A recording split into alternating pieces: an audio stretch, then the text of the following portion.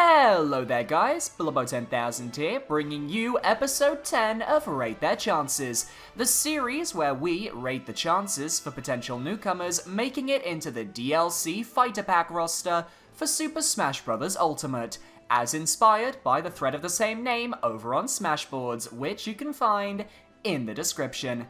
If you haven't checked out the previous episodes in this series, now is the time to do so, because today we are re-rating every single character, and I am not going to be going over those characters' arguments for being in Smash in this video.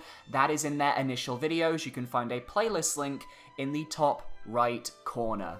So yes, today is our first re-rate episode ever since Joker was released. And it's going to be an interesting episode because I have finally decided to be a lot kinder with my chance scores. There's a lot of really high numbers because you guys were probably getting bored of me rating characters 1%, 3%, 5%, 10%. So you know what? I've decided to make it a little bit more interesting, and I've decided that aside from the characters I've taken out of contention, there's a lot more percentages above 20%. For example, there are only 4 percentages that are under 20% that aren't 0% for chance scores for some of these characters. So that says a lot about how generous I am being, and I think it's going to make things a lot more interesting. But first things first, we need to discuss the characters who are no longer in contention, and we are going to start with the characters who got a 0% in their chance score in the previous episodes who still have a 0%. So let's get into it. First things first, Battletoads and Earthworm Jim. Both of them still have a 0% chance score in my eyes. I don't see either of them as likely in the slightest, and I don't think they are going to be happening, especially Battletoads. I feel like Microsoft just has way too many other IPs that they want to get into Smash before this Battletoads IP that's only just had a revival and really isn't that popular in the long run. Rayman is still in the 0%, and he's luckily kept his chance score at 45%, but Rayman, sadly, for reasons that I explained in his video, basically his spirit is in a very important place in World of Light. It feels very purposefully placed. I just don't see Rayman getting in. Viridi is still at a 0% because she is a spirit in-game. She is an important spirit as well that can be used to take out roadblocks in World of Light, and thus I didn't think she really needed to be here. That being said, I have also really lost my want for Viridi, and she has gone from a 50% to a 5%. Tetris Block is still at 0%. Obviously, I'm not going to rate the Tetris Block any higher than that because it's just not happening, especially with all the Tetris stages in the stage builder. But Tetris Block has gone up in my want score to a 100% because you know what? Tetris Blocks are fun, and you know what? It's not going to get in. May as well give it a high rating just for the fun of it. Klonoa is still at a 0% and is still at a 60% want score, so nothing has changed there. Paper Mario has also changed as well to 0% with his chance score, which we already had, but his want score has gone down from 65% to 50%. I just don't see Paper Mario as likely. He's a spirit in-game, there's a lot of Paper Spirits in-game, and I just don't think he works with the DLC Spirit Board idea that is going to be coming with the rest of the DLC characters. And of course, Worm. Worm, 0%, 85%, is not going to happen. Let's just move on. There are 4 new characters that actually now have, 5 new characters that I have knocked down to a 0%. The first of which is Porky Minch. I'm so sorry, Porky fans, but I have knocked him down to a 0%, and my want score has gone from 55% to 20%. I just don't see Porky Minch as very likely, given the nature of the DLC, given the nature of the Spirit Board. If Porky were to get into the game, what spirits would he bring to that DLC board aside from himself? None, because Mother 3 is already well represented with spirits, and the Mother franchise in general has quite a lot of spirits in the game, so there's really nothing more they could add to that spirit board. And that's part of what we're paying for when we're paying for a new character, so they want to make sure we get the most bang for our buck there, so I don't see Porky Minch as likely. Travis Touchdown is also at a 0%. I believe he was actually disconfirmed by his creator, but on top of that, I just don't find him very likely anymore. I've kind of lost that hype that I had for him, which is a shame because I think Travis would be an amazing character in Super Smash Bros. Ultimate, but sadly, I just don't think this is his time. Tails is also at a 0% now. His Mii costume has returned. And the thing is, we are paying for a Tails Mii costume. They are not going to make you pay for a Mii costume only for you to then pay for the fighter later down the line. Tails is not coming, guys. I'm so sorry. Bandana D is also at a 0% now. I am very sad to say that, but Bandana D basically suffers from the same issue as Porky Minch, in that if he were to get in as DLC, what would he bring to the spirit board that we haven't already got in-game? Kirby has a plethora of amazing spirits, and they're not just going to put repeats on the DLC spirit board. I feel like even though we all want Bandana D, and even though I feel like he does deserve to be in Smash, I feel like for this DLC specifically, he could be seen as wasted potential. And lastly, 0% goes to Shantae. I am so sorry, Shantae fans. I just feel like with her spirit in-game, with the simple fact that there are other indie characters that I think are fighting for that spot more now, I just feel like Shantae is losing a bit of that steam that she had, and I just don't think she's going to be happening just based on speculation, patterns, and just theories and all sorts. I just don't see her happening. So let's move on to the actual ratings. Now, the first rating is one that has remained the same. The Knight is 1% chance, 100% once score. The Knight from Hollow Knight remains where he is. I already explained the only reason I'm keeping him in is on the very, very slight chance that he could get in simply because his game was released in 2017 and so was Joker's. I don't think it's going to happen, but I want to keep him in contention for as long as possible. Solaire is now at a 3% instead of a 5%. I do not see Solaire of Astora from Dark Souls happening, no matter how much I'm sure some people really want it. I know he's got an amiibo, but that doesn't really matter, to be honest. I just don't see Dark Souls characters really translating very well into Smash Brothers, so I'm afraid Solaire is a no-go. Jibanyan is next at a 10%. I'm not sure why, but I feel like after seeing what they did with Joker, and knowing that there are going to be some pretty amazing DLC characters down the line, I just don't feel like Jibanyan really fits the mold. I feel like he would be a DLC killer in that sense. He's gone from 25% to 10%, and he still has a 0% want score. I really don't want him, and I don't think he is as likely as other properties from, I believe, level 5 is the ones who make Jibanyan, so we'll see. Gino is next at 15%. He's gone from 20 to 15%. Really, Gino should be in the 0% category because he has a spirit in-game, but I do want to hold out a little bit of hope for him. I want to see if the Square Enix rep is Gino or not, or if we even get a Square Enix rep. So I want to give him a small chance, simply because out of all of the characters who could be 0% but aren't, Gino is the one that I think makes the most sense to keep in contention simply because of his demand. Chrono is next. He is still at 25%, which is great. And he is now at a lovely 100% as usual. He is in the exact same spot that he was in. I really would love for Chrono from Chrono Trigger to get in. I don't think it's going to happen, but I think he is more likely than Gino in terms of Square reps.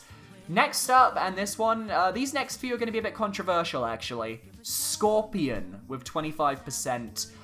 He has been knocked down from a 40%. My main reasoning for this is that Mortal Kombat 11 is not releasing in Japan. Yeah, it's releasing on the Switch, great. But it's not releasing in the country where the dev of Smash Brothers actually lives, and I feel like that really hurts Scorpion's marketability.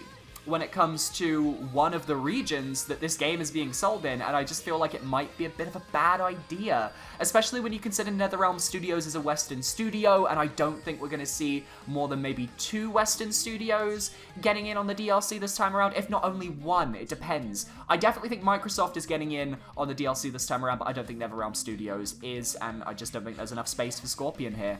Dante is next at a 25%. He was at a 50% before, but obviously, as a lot of people have told me, his creator apparently did disconfirm him. However, I have put him here at 25% for the simple fact that this is where the characters I feel were disconfirmed are going on my list. Like Dante, Scorpion, Gino, that sort of thing. Obviously, I don't think these characters are really happening, but I want to give them a fighting chance. Dante was disconfirmed, I believe, but at the same time, he could still happen, but I wanted to put him down to a 25% because I'm not as confident in him at all. Next up, we have 2B. She's at 30% now. She's gone from 35% to 30%. 2B has been in Soul Calibur 6, I believe, as a DLC character, meaning that she can get around, and she is from Nier Automata, which is an incredibly well-received PlayStation 4 PC game that everybody has just kind of fallen in love with. It's from a really interesting franchise, the Nier franchise, and I just feel like 2B has a bit more of a shot. I feel like she fits the mold of these DLC characters that I feel like we're going to expect, more so than some of the characters that we've listed already. Now, this one is going to be the most controversial change, I feel. Well, the next 3 maybe. Ezio Auditore is at 31%. Now, Billy, Ezio was at 3% last episode. What the hell happened? Well, I just thought about it, and thinking about it, Ubisoft, I believe they're the ones who own the Assassin's Creed series, if I'm correct. They are one of the companies that I feel Nintendo could definitely sway to get a character. We know that Rayman is already in there, and that owns to Ubisoft, I believe. I think it's Ubisoft. Yeah, it is Ubisoft, and I just feel like Ezio actually has the most chance out of any Ubisoft reps, because any of the other likely reps from Ubisoft are already spirits in-game. So Ezio has been boosted to a 31%, and I think he genuinely has a shot due to Ubisoft and Nintendo's current relationship. Now for the 2 most controversial opinions, and trust me, I was just as shocked when I came up with this. At 35%, Cuphead. Why, Billy? Why is Cuphead here? Alright, okay, so Cuphead, I don't feel he's gonna get in the game. Personally, I don't see it happening, but based on the facts, and based on the fact that Cuphead is now on the Switch, and it has become one of the best-selling games since its launch, and the fact that it was so popular, I feel like I was blinded a bit by my hatred, not hatred of Cuphead, but my hatred of the people saying Cuphead would get in just because the game was on the console. I just feel like Cuphead maybe does have a shot as being one of the most relevant indie characters to potentially get in at the moment. I feel like Cuphead is really giving Shantae a run for her money, same with other indie characters, and I feel like, aside from maybe one other indie character, Cuphead could possibly squeeze his way through. That being said, 35% for me isn't terribly likely, but there is someone even higher. At 40%, Sans from Undertale's at 40%. Oh god, why is he at 40%? What the fuck, Billy? What the hell? Alright, okay, I give Sans is likely. He is. I need to just accept that. He is a character from Undertale, and Undertale and Deltarune have both come to the Switch, and we know that Deltarune will be coming to the Switch in future as well, with the future chapters, and it's just, yeah, he's likely now. He's likely. I just have to accept that, and I am going to put him above some of the characters who I feel are a bit less likely. Sans could actually just quickly steal a spot in there, and that's a little bit terrifying.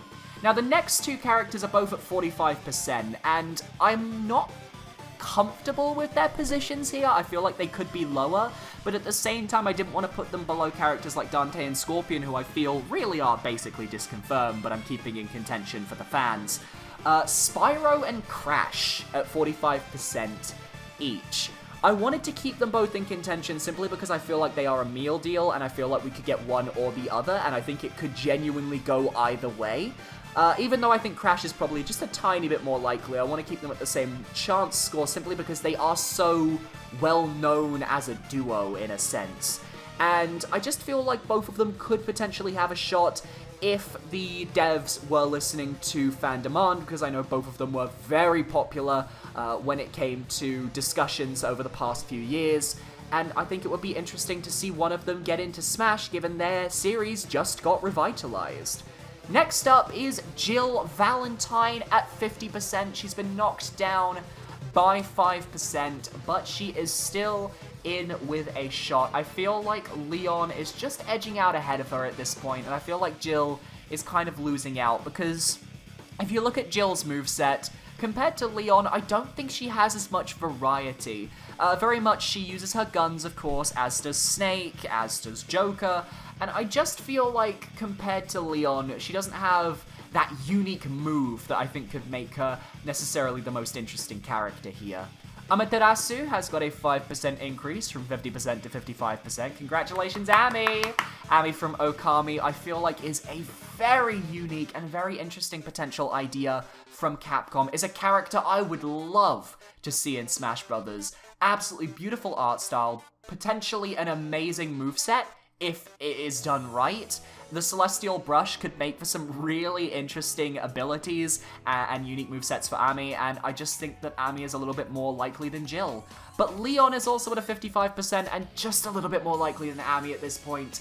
That being said, Leon, I think, is still on shaky ground here because Joker was basically Leon, but with a persona. He had a gun, he had a knife, that's stuff that Leon uses, and I feel like their movesets are really similar right now, so I have to wonder how could they make Leon interesting without making him too similar to Joker, and that makes me think, could Leon really get into this DLC pack this time around? Next up is Lloyd Irving, who is at 55%. He's gone down from 60 to 55. I do think out of all the Bandai Namco potential reps, he is the most likely, simply because Heihachi is actually in Pac-Man's Up Taunt. I didn't notice this, but a Pixel Heihachi is in Pac-Man's Up Taunt, which probably means that Heihachi isn't getting in, simply because why would they add that? I just don't think it makes sense to add that if he's not getting in. I think it's just a reference to this character that they couldn't add. So Lloyd Irving, I feel like, is the most likely Tails character. I know there are some people talking about Yuri Lowell, and then there's some other characters as well, but I feel like Lloyd Irving is the one that everyone has rallied behind the most, and I feel like if anyone's going to get in, it's going to be him. Next up is Professor Layton. He has been knocked down from 70% to 60%. I think he's a little bit less likely, mainly because I finally played the Phoenix Wright games. I did a stream of the first trial and a half of the first Phoenix Wright game. I'm going to be playing it again, possibly tonight. And I just feel like after playing the game, even though I feel like Professor Layton would have a more interesting moveset, I feel like Phoenix Wright may have the popularity vote on this one. So I'm sorry, Professor Layton, but you've been moved down to a 60%. The biggest increase, definitely by far, Doomslayer has gone from basically nothing, 10%, to 65%. My reasoning is that I feel the two most potential Western studios that could be contacted are Microsoft and Bethesda, with maybe Ubisoft as like a third. And if Bethesda's gonna get contacted, we're either gonna be getting the Dovahkiin or we're gonna be getting the Doomslayer. And I feel like the Doomslayer has a little bit more presence on Nintendo's consoles because both Doom games, I believe, are coming to the Nintendo Switch. Correct me if I'm wrong, I don't know if Doom Eternal is coming to the Switch, I think it is. But the fact is the first Doom game is on the Switch, Skyrim is on the Switch, it makes sense that Bethesda could potentially get a character, and I don't see it being anyone from Fallout, so I really feel like it could be Doomslayer or Dovahkiin, and I wanted to just rectify my original Doomslayer rating, because I feel like that one was way too low. Next up is Sora. Sora has gone from a 40% to a 65% for the simple fact that out of the Square Enix reps, I feel like it is a fight between him and Erdrick, and as such, he deserves to be at a higher rating simply because we know it is basically between the two of them. I would rather have Sora. It's probably gonna be Erdrick. But I want to give Sora that chance. I want to bring him up in the chance scores because I feel like out of the Square Enix reps that are possible, he is one of the most likely. At 70%, actually going up by 10%, basically swapping with Layton, is Phoenix Wright. As I mentioned earlier, I played Phoenix Wright's games earlier. I understand why people like this character now. Just from the brief time I've had with the games, he seems like a very enjoyable character, and I'm interested to see where he goes in his games, and how this could affect not only his moveset, but could affect his chances in Smash, and my perception of him in Smash. That being said, I think he's got a very good shot, so I'm going to be putting him up here. Ryu Hayabusa stays at his spot, 75%, of course. I really am quite high on Ryu, but he could be the dark horse in that he could definitely make it in and surprise everyone, or he just hasn't been considered and I'm rating him highly for no reason. Either way, I want to make sure that I have this classic Ninja Gaiden character on my list somewhere, and I just feel like he deserves a 75%. One of everyone's favorite characters, and one that I'm sure everyone is really happy to see in the top 3, we have got Banjo and Kazooie moving from 50% to 85%. Now, Banjo and Kazooie are in contention with other Microsoft reps like Steve, Master Chief, and others to get into this game, and I do genuinely think this could be Banjo's time. We could be getting 2 Microsoft reps, we could be getting 1 Microsoft rep, and I think Banjo has a brilliant chance of making it into the game. Erdrick is still at a 90%, he has stayed where he is, and he will not be moving. And lastly, Steve is still my 100-100. Now, the reason why I have not changed him because of the Banjo coming up is simply because when I rated Steve, I said I was going to stick with his rating until the bitter end, whether I was right or wrong. So I can't change it even if I want to. That being said, if Banjo gets in and Steve doesn't, I will not be surprised at this point, and either way, I am going to be happy because I think both of those characters deserve to be in Smash one way or another.